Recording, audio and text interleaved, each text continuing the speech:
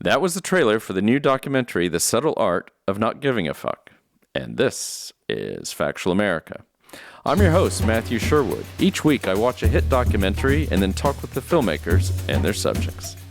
Based on the global best-selling self-help phenomenon, The Subtle Art of Not Giving a Fuck is a cinematic documentary designed to help us become less awful people. In the process, it offers a dose of raw, refreshing honesty that shows us how to live more contented, grounded lives. Join us as we talk with the director, Nathan Price, about the challenges of making the book's important message interesting cinema through the use of entertaining stories, profane, ruthless humor, and punky, cutting-edge art. Stay tuned. Nathan Price, welcome to Factual America. How are things with you in Auckland, New Zealand?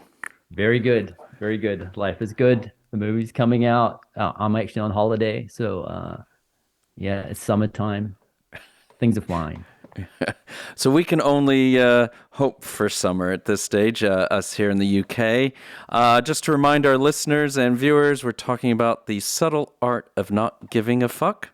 The theatrical release is upcoming, right? It's US, Canada, and New Zealand. Is that right, Nathan? Theatrical release. No, it's already out. It came out on the 4th in the US. It Yeah. came out here on the 11th. I'm not sure about the rest of the world theatrical. Yeah. And I think it's on VOD in a lot of places as well. Right. So I would say, yeah, you can go to subtleartmovie.com for streaming information. I saw it for a whole host of countries there. And here for us in the UK, just to name a few, Amazon, Sky Store, YouTube, Google Play, and others. So, but yeah, just go to the website address will be in the show notes. So do check it out. It's readily available. So welcome again to Factual America. So maybe well, this is how we usually kick things off is for you to tell us what is the and this is not an exercise in say how many times we can use the F-bomb, right? But Yeah. I or think is it's that short the subtle art. The subtle art. the subtle art? Yeah. So what is Yeah. the subtle art all about? Maybe give us a synopsis. The subtle art. I mean, it's unusual for a documentary. I mean, would you even call it a documentary? I'm not sure. Yeah. It's sort of a palliative fever dream. Um, it's, I guess, I think you can think of it on a couple of different levels. I mean, at a kind of, if we talk about it first at a thematic level, it's kind of, it's about pain, it's about suffering, it's about being a Yeah. human being, Mm. and the way, loneliness, heartache, uh, these things that can kind of overwhelm us, and catch us, and how we kind of how our bodies can't really sort of distinguish between physical pain and emotional pain, and Mm. how so those survival instincts we have a way of kind of weaving these webs around weaving these webs Right. around these Right. experiences, and sort of hardening us and making us, I don't know, resentful sometimes angry, sometimes denial, sometimes overly Right. Right. positive. Right. Yeah. Sometimes we find ways to kind of try and protect ourselves from these experiences, and that can, these sort of webs that we weave can lead to suffering. It can lead to problems in our relationships, um and then it's about being able to see that Mm. and be able to step back and understand that that's being sort of human, and that's okay, and that maybe there's an opportunity once we see that to change and to kind of to have a different relationship to suffering, because Mm. it is so kind of um fundamental to human existence, to our kind of experience as humans. Yeah. No, I think um that's a very good point. I mean, I guess another way I've thought about, ask, I guess another way to look at it is what this movie isn't, right? And yeah, it's not your typical self-help, well, I'll use the term BS. It's not an audiobook with moving pictures for those who are familiar with the book that this is yeah, based on, right? And this is I think I think I've got, because it is based on the book by Mark Manson, right? And That's he's right. very much involved with the film. Very much. And I think I found a quote from him recently because he was also co-author of with Will Smith, right? That's right. And Yeah. and he says, I mean, we don't even need to go there, but I mean, because I've argued that it's in confronting the worst aspects of ourselves and being open about them that we find growth and help inspire growth in others. So Yeah. it's a very, very unique film in that way. Yeah, it is. You know, when I was offered the project, I was really searching around for kind of genre precursors, as you do. And there's very little in this space, and certainly no one has done it in this style. You know, I mean, there are lots of kind of not lots of, but there's a few failed attempts, I would think, or not entirely successful attempts at sort of adapting a self-help book. So, and certainly there were producers who we were talking to and people in the industry who felt we'd been had a hospital pass in taking on this project. Right. You know, it's difficult because it's sort of phenomenological. It's about human experience and what is going on inside human beings rather than what documentaries often are, which are what's going on out in the world. So that has its challenges. But you know, I think that's where the film has a really interesting perspective. Yeah, no, I think it's I mean, so let's go back to the thematic. Let's maybe go back to, as you were taking it, the thematic side of things. I mean, I mean, some people, I mean, I've shared with people that, I'm going to get to interview you and we're going to be talking about this film, and they give them the title, and either people are familiar with the book or they're not, but the usual reaction is, oh, I know all about that. You know, I know all about not giving a fuck. Yeah, but of it's course, like, but the thing is, the really is, it's not about not, it's what we're saying is, it's not about not giving a fuck about anything, is it? It's about what it is, what you should be worried about. You know, what are the important things in life? Of course. And I think, and is that a common misconception that you had coming into this project, or with that title, or anything like that? I think it's an intriguing title, you know, and it has a kind of an interesting kind of backstory about how the publishers selected that. It was actually the name of a blog post that Mark did. And I didn't adequately set up Mark. Mark is a kind of, he started out as a blogger, and he kind of found this audience of, he started actually out as a dating coach. And he found that, well, people's problems with dating were actually a lot deeper than their problems with dating. They were more kind of human. And so he kind of began, and at the same time is trying to figure his own shit out, kind of made that shift into kind of blogging about human experience and how we can maybe better ourselves, or at least handle life a little more gracefully. And he really found an audience. He found a huge audience. He found, you had 1 million followers, and that led to the book, which led to, 16 million copies in the world. So he somehow found this way of communicating this stuff. And that voice, and I think that's what you're talking about in the title, The Subtle Art of Not Giving. There's something punky and kind of, it doesn't sort of, it sits a little strangely, but I think, that's the magic of what Mark achieved and is achieving is finding a way to bring this, and it's essentially very old knowledge. It's Buddhism, it's stoicism, it's wisdom that's existed through the ages, but he's finding a way to speak it, in a way that a lot of people are hearing. Because isn't that what I mean? A lot of the great religions have, because of its human existence. It is about human existence, and suffering, as you already said, is part of that existence. Yeah.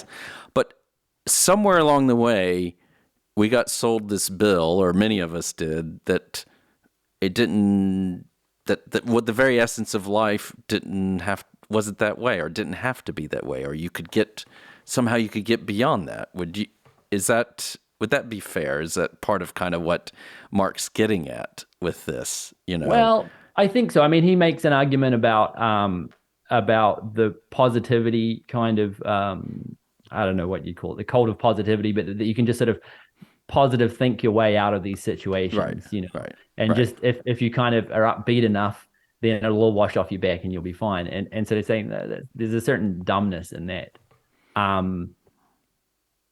Whether we were sold I mean, I think it's inherently difficult to be a human being, and I think, from the Buddha's time to our time, the fundamental problems aren't that different. You fall in love, you get your heart broken. You love someone, they die.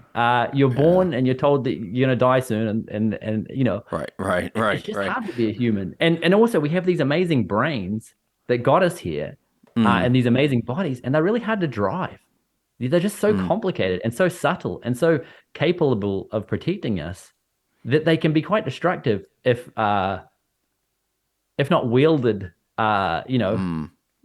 gracefully. We can hurt the people around us because we're trying to protect ourselves. We can hurt the people we most love because we protect ourselves. Yeah. And we can fall down drain holes, of doubt and we can beat ourselves up. Our brains can be very mean to ourselves as well. So I don't know if we were sold. Yeah, I think there's something about modernity where this sort of logical, very logos-centric kind of existence, that you can just kind of rationalize your way out of these problems isn't always helpful. And it's very much how we think as moderns. And sometimes a bit of kind of spiritual knowledge or, and meditation, there is sort of a mystical aspect of sort of understanding ourselves.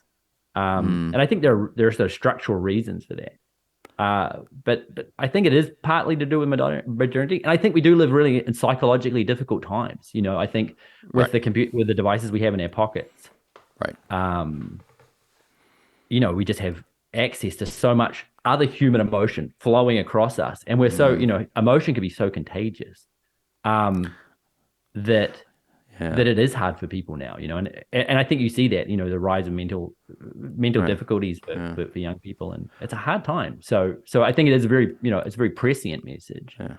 I mean, it's not even just seeing all these people seemingly having perfect lives on Facebook and everything, but even literally physically, physiologically, way our brains and eyes interact with that device also has an impact, right? It's releasing hormones and things like that, and we as humans are so unprepared for this, I think.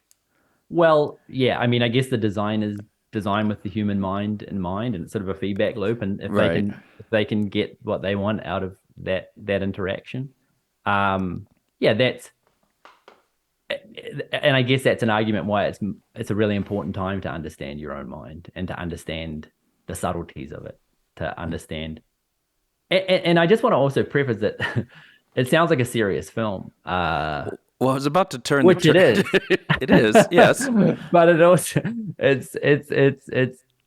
I guess I'm a little scared of egos. Egos can be very defensive and stuff. So I wanted to make this. It's really fun. It's funny. It's dramatic at times. It's bombastic. It's there to make you feel okay about being as weird and as broken as we are, and maybe find a way out of it. But it does that in a super fun, well, I hope, way. Well, let's keep it there. We're going to give our listeners an early break because I think that's the way we should, because it is I have seen the film and I think it is a lot. It's a lot of fun. I would, recommend it. It's definitely well worth a watch. But yes, it sounds very heavy what we've been talking about, but and it is, but it can be done in a way that's not. Maybe I'm sorry if I've done you injustice and made it sound off-putting to anyone, but it's, no. I think I was. Well, when you talk about these things and it sounds deeply serious, but I think and that's what Mark has done is he's found a way to and I was really just trying to be true to that voice, to that kind of that notion that you could say these things in a way that was punky and and nuts and celebratory, and hence why it sold 16 million copies. Exactly. So you gotta something works. Something is happening there. So we'll be right back with Nathan Price, director of The Subtle Art of Not Giving a Fuck, theatrical release already in the U.S. New Zealand, and other places. Do check out subtleartmovie.com for streaming information. And we'll be right back with Nathan Price. You're listening to Factual America. Subscribe to our mailing list or follow us on Facebook, Instagram, or Twitter at Alamo Pictures to keep up to date with new releases or upcoming shows. Check out the show notes to learn more about the program, our guests, and the team behind the production. Now back to Factual America. Welcome back to Factual America. I'm here with Nathan Price, director of The Subtle Art of Not Giving a hashtag ampersand percentage sign exclamation point, or however you want to. Yeah, exactly. Grawlix.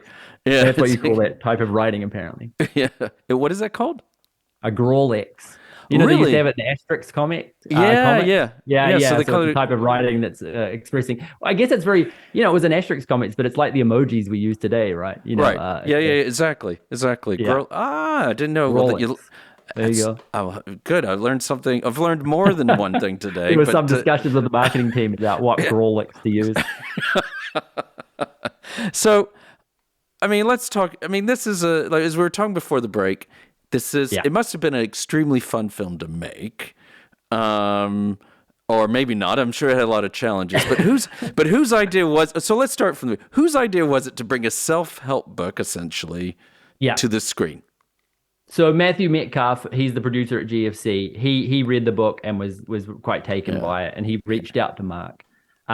Mark had offers from a lot of different people. People wanted to turn it into a kind of like a reality TV show and all these different things. And Matthew's got a reputation for doing some pretty impressive documentaries. He did Capital in the 21st Century, a variety of films on race, a lot of kind of sports stuff. But I think Mark saw that and went, this is the kind of, this fits with the ethos that I'm trying to get across in the book, and he felt was aesthetically right. So they kind of connected on that level. Okay. And then how did you become involved? I actually came in a bit late in the play. There was another friend of mine was involved earlier on, and a treatment was developed, and then they reached out to me. I hadn't actually read the book. They kind of, some friends, Fraser Brown, who works with Matthew and was an EP on this, he reached out to me, and and so I read the book. Oh no, well, I did it as an audio book. That's the fascinating difference. And I was like, I was kind of like, this is interesting. I guess as someone, I've dabbled in Eastern religion and philosophy and that kind of world, so I understand that. And when I first read the book, there was sort of like there's a part of me that was like, there's not a lot that I love his voice, but there's not a lot that's new here for me. Well, that's interesting, right? Yeah, but then what did it for me is I just suddenly saw it around everywhere, and most strikingly, I was at the swimming pool with my kids, and I saw this wizened old woman in a bathing suit, right? And she was carrying this book, through the swimming pool, and she was going to read it in the sauna. And I just thought, wow, there's something really magical in that. There's something, and we've been talking about it. His voice. How did he make all this stuff that we've all read, but we had to read, 100 books, and some of them were pretty boring. And I'm often trying to convince somebody of some of these things, and it's hard to do because, it's hard to find that voice that sort of cuts through their own defenses and their mechanisms, and you've got all those books in your head, but it's hard to make it simple. And so I became really intrigued with that, and I just thought, I just saw it as an opportunity to help people, really. That if and looking into Mark's story and the feedback he gets from different people, it changes people's lives. They read the book, they often read the book at a moment of crisis in their lives, and it really helps them, and that was really moving to me, and I think that's what captured me. That's why that's what inspired me to get involved. And okay, and then and I think to this point you're saying, there's hundreds of books or philosophers, different people you could draw on, but for whatever reasons, and as you said, there's like even part of it can be the human defense mechanism. It's hard to get get that message across to people. I think there's a certain audience that you know, there's a sort of a cerebral intellectual audience who consumes that stuff, but for the rest of humanity, it's a little sparse, you know. Yeah. And so, how do you make this interesting cinema, which you've done? Yeah, but well, just that to put was it the out there. fundamental question. I mean, we talked about looking for sort of precursors. I mean, the precursors that I was drawn to was, you know, films like Adam Curtis's work. What's it called? A Bitter Lake and Century of the South. You know, kind of an essay film type thing. I find those very entertaining. I think they're still quite cerebral, and they're probably not entirely for the audience that I was going for. And then also, you know, I was inspired by Errol Morris's work. You know, he does these great big interview films. He did one with Bannon. He did one with McNamara. Fog of War was yeah, and you know, and so this is structured like, I mean, it's sort of a mash of those two styles in a way. The sort of the grand interview, and the essay, the sort of video essay kind of cultural critique, kind of pulling everything from everywhere, kind of. And I think it's also it's a style, sort of the YouTube video essay. You know, there's a whole kind of burgeoning of talented people doing that sort of work that I kind of was inspired by as well. I even thought, I mean, this probably, oddly enough, I even thought of, have you ever heard of Swimming to Cambodia? Spalding Gray did this. He used to do these monologue things that they could actually, Jonathan Demme actually turned it into a film and somehow, you know, got really good reviews. But it was because he did these little one-man shows, and it was all based on his experiences. And it's literally, I mean, if we would pan back, it's a man at a table with a glass of water and a notebook. And how is that interesting, right? You know, how is that going to make, but at least I found him interesting. I mean, it's kind of that same, not that it's just Mark sitting at a table talking to us about his book, but because but it's part of it that it is that, you know, it's part, well, you know, one of the things I heard from his audience was that it was like sitting down with a friend at a bar, and you know, rather than someone who's above you or different, it's someone who's a buddy who goes through the same shit as you do, who has been a fuck up, you know. Sorry. Yeah. No problem. But you know, and so that was what I was going for with that environment, was just that feeling of sitting down with someone who's relatable at a bar, who's as messed up as you are, but has maybe, you know, has got some cones of wisdom to help out. And how does Mark's philosophy translate to the film world? I mean, did this influence how you approach the project? I mean, you know, or we're going to do things differently, you know? Well, no, I don't. I mean, it's the same. It's hard. I mean, we had 7 days. I shot this thing in 8 days, including the interviews. Is that right? So it's intense. Oh wow! Is it fun? It's no, that doesn't sound like fun. But you know, it's fun because you're doing these amazing things, you're getting these amazing shots, but you know, obviously, it wasn't a big budget film. We had. And we needed to sort of keep a bit up our sleeve for music and stock rights and all that kind of stuff. We knew there was going to be so I didn't have a lot of time to do what I needed to do, and that was super intense. You know, I was doing 4-hour interviews. There was at one point actually where I was interviewing Mark, and I honestly felt like, you know how when you're doing a documentary interview, you have to be this receiving entity, and you just have to have this openness because you are the entire audience. Right. So there's a real focus in that, and an intensity, even though he's doing all the talking, and what he was doing was intellectually impressive, you know, and sort of, you know, it was a very impressive thing. But for me, at some point, his face actually started floating off the background of the image and sort of hovering in front of my eyes because I'd been staring at him for so long that I actually began to, and I sort of thought about those. It made me think of, you know, when the Sermon on the Mount, or, you know, when a disciple is being given this information that you have these slightly mystical experiences. It was slightly, I mean, I expect it's an effect of the brain just looking at the same thing for too long. Right. But it did feel in some ways mystical. That's But it was yeah, intense. Yeah, it was a really intense experience. yeah. And so, like you said, it's well, relatively low budget. Then, as you said, keeps money up your sleeve. So some of the archival stuff, which was also done in in a nice way as well, which is this Yeah. kind of it's kind of got a punky feel as well to it in its way.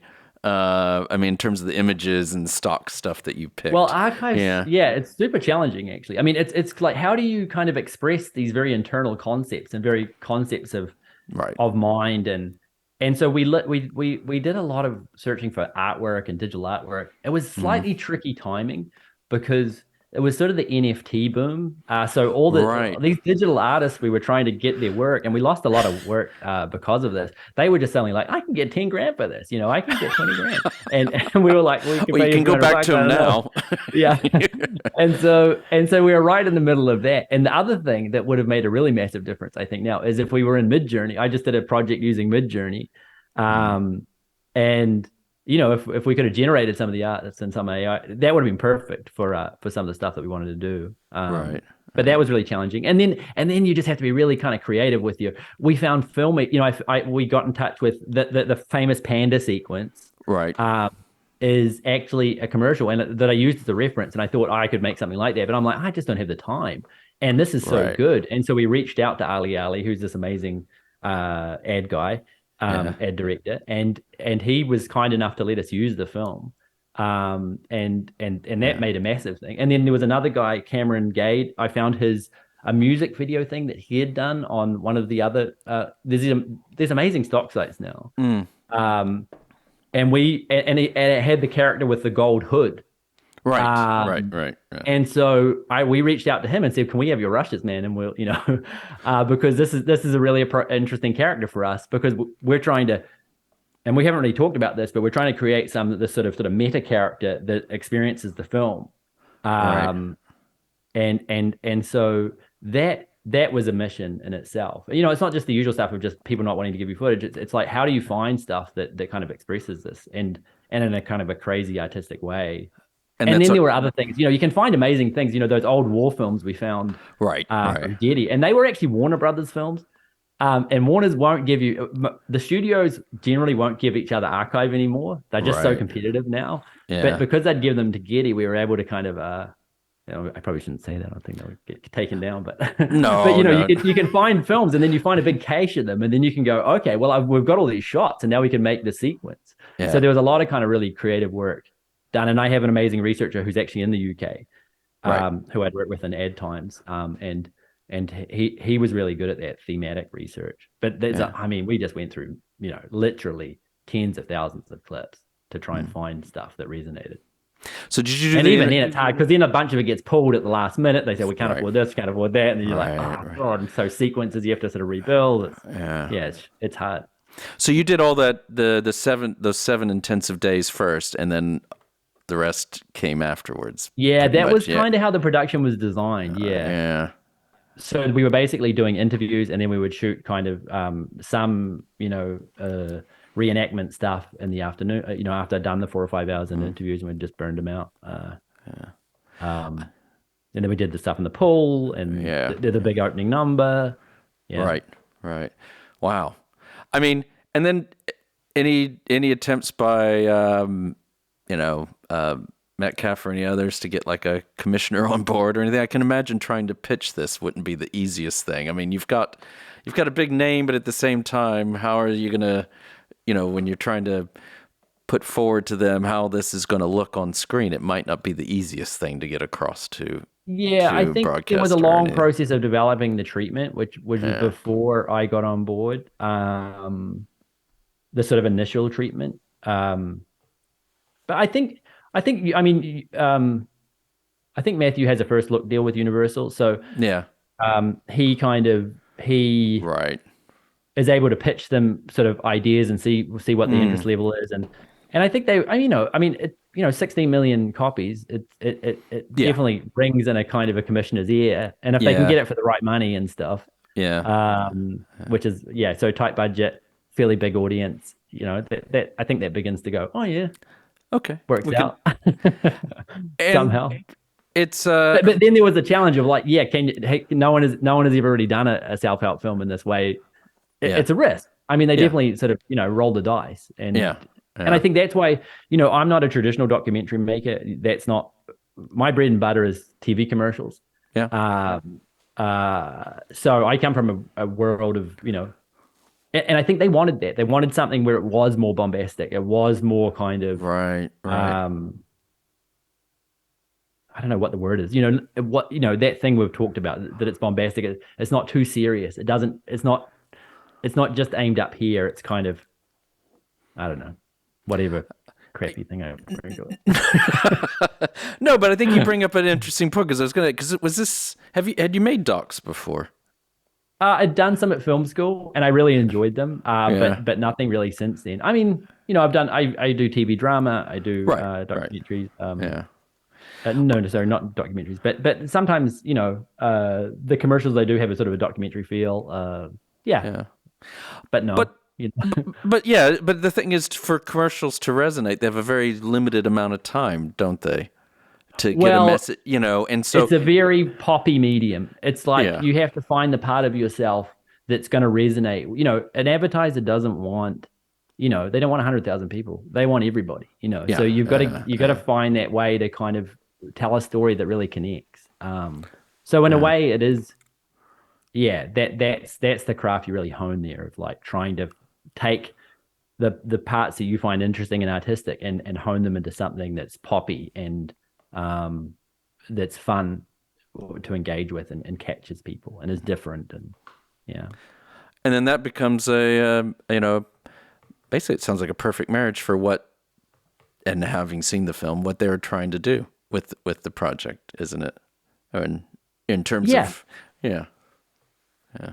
I guess so. I don't know. Well, you let the audience be the judge, and basically, Yeah, totally, yeah. I mean, you have what kind of? It's early days, but what kind of feedback have you gotten yet?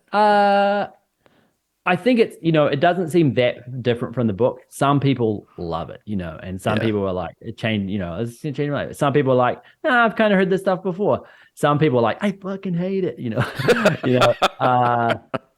and it's really interesting getting that feedback. It's good for me working on my own, trying to deal with my own ego kind of thing, like yeah, you'd hear, like I heard an interview and they're like, the editing really soars. And then I heard that some other guy, some guy's got, I don't know, 10 views on YouTube, but it feels the same. And it's like, he's like, this is the worst editing I've ever seen in my life. It's probably the worst editing I've seen in a documentary. And then you're like, okay, so I don't know, you can't. Yeah, and it's really interesting actually. I just sort of watched on IMDb, you can see there's a real bump out at 1, then and it goes sort of go back up, and then it sort of goes up, 7, 8, 9. There's a real lot of people who love it. There's people who hate it, and then there's a lot of people who love it. And there's some people who are like, yeah, I sort yeah, of know this stuff, but it doesn't hurt to know it. And some of the interviews. And I think if you're, there's some people who are going to have the same reaction I had, as like, I'm pretty well read. I sort of know this stuff. It's kind of like, that said, for me, my experience of it, I read that stuff, but I learned a lot doing it, just it's with any of this stuff, when you're trying to, the human body is so complex, the human brain is so complex, it doesn't hurt to meditate upon it, and this is, I guess you could think of this as a really just hyper pitched, crafted meditation session. If it is stuff you already know, you could, doesn't hurt. just the way it doesn't hurt to kind of reacquaint yourself with these values, because if it was buried in Kant or Nietzsche or something like that, it may not kind of like pop to the surface as readily as you need it to when you're having an argument with your wife or you're feeling just down in the dumps. Yeah, I don't think pulling Kant or Nietzsche when I'm having an argument with my wife is going to get me very far. Exactly. But No, but I mean in terms of like managing exactly. your own kind of like energy outwards. Yeah. But you said you learned a lot from the project. What are some of the things you think you've taken away from it? Well, I've sort of deepened my kind of interest in mindfulness and meditation and just thinking about my life that way. It was, it was actually quite a hard film to make. Just the editing was a complex process, and there's sort of tension within our crew and stuff, and Right. having to kind of. One of the things I learned was everyone had, this film is partly about what's going on in you, but the same stuff's going on in everybody else. And when you're having trouble with someone, often it's because of that same stuff, and kindness goes a long way in terms of if you can accept that you're flawed and you can accept that they're flawed, it's a really nice place to start with, and it's okay and it's human, and it's just that sort of feeling of kindness. I think that's one of the main things I got out of it. And I was really impressed with Mark. He's been really successful with this, but I don't think the money doesn't really, that sort of worked out for him, but he was really in it because he actually cares about the people. Yeah. He's had all the success, but, I was talking to him and I was like, make sure you get, you're always trying to get your guys to get some sleep before the interviews and stuff that they're on.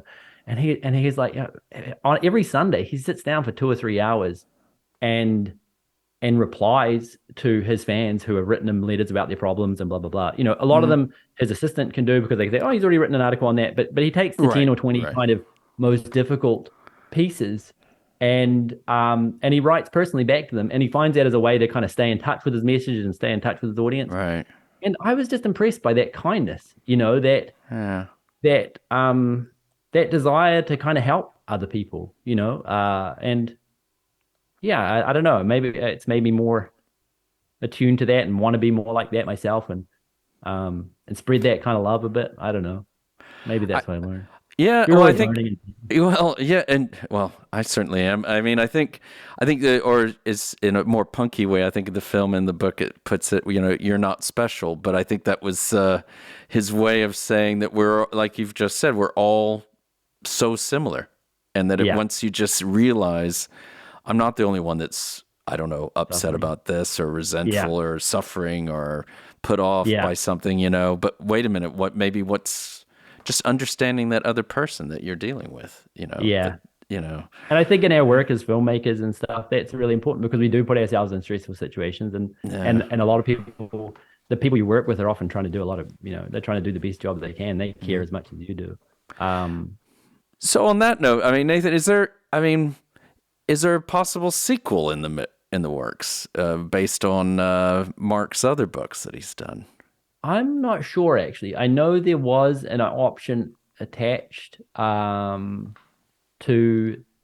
some of his other work. I'm not sure what Universal. I think they might be waiting to see how this goes, or I'm not sure exactly. Right. But nothing that I know of that's in the pipeline that I'm a party to. And I mean, we're hard to believe, but we're coming to the end of our time together. But what about you? More docs? What's next? I would love to do more docs. I mean, there's some really interesting stories here that I'm interested in New Zealand. And I'm also interested in the idea of sort of turning certain things into dramas that could be documentaries. I think I just want to make films that people enjoy and that help in some way, help us understand ourselves and help us be better humans or something, and help me be a better human. So definitely, that space is something I'm really interested in. And there's a couple of little things we're sort of picking away at. Okay. All right. Yeah. Well, thank you so much, Nathan, for coming on to the show. Really appreciate it. Thank you. Just to remind our listeners and viewers, we've been talking with Nathan Price, the director of The Subtle Art of Not Giving a Fuck. Theatrical released already in U.S., New Zealand, and other places. Check out subtleartmovie.com for streaming information. And here in the UK, number of places: Amazon, Sky Store, YouTube, Google Play, and others that I'm sure I'm missing. So, Nathan, thanks again. Really, really enjoyed it. Thank you, Matthew. Lovely to have this conversation with you. I also would like to thank those who helped make this podcast possible. A big shout out to Sam and Joe at Inner Sound Audio in York, England. A big thanks to Amy Ord, our podcast manager at Alamo Pictures, who ensures we continue getting great guests onto the show and that everything otherwise runs smoothly. Finally, a big thanks to our listeners. Many of you have been with us for 4 incredible seasons. Please keep sending us feedback and episode ideas, whether it is on YouTube, social media, or directly by email. Please also remember to like us and share us with your friends and family, wherever you happen to listen or watch podcasts. This is Factual America, signing off. You've been listening to Factual America. This podcast is produced by Alamo Pictures, specializing in documentaries, television, and shorts about the USA for international audiences. Head on down to the show notes for more information about today's episode, our guests, and the team behind the podcast. Subscribe to our mailing list or follow us on Facebook, Instagram, and Twitter at Alamo Pictures. Be the first to hear about new productions, festivals showing our films, and to connect with our team. Our homepage is alamopictures.co.uk.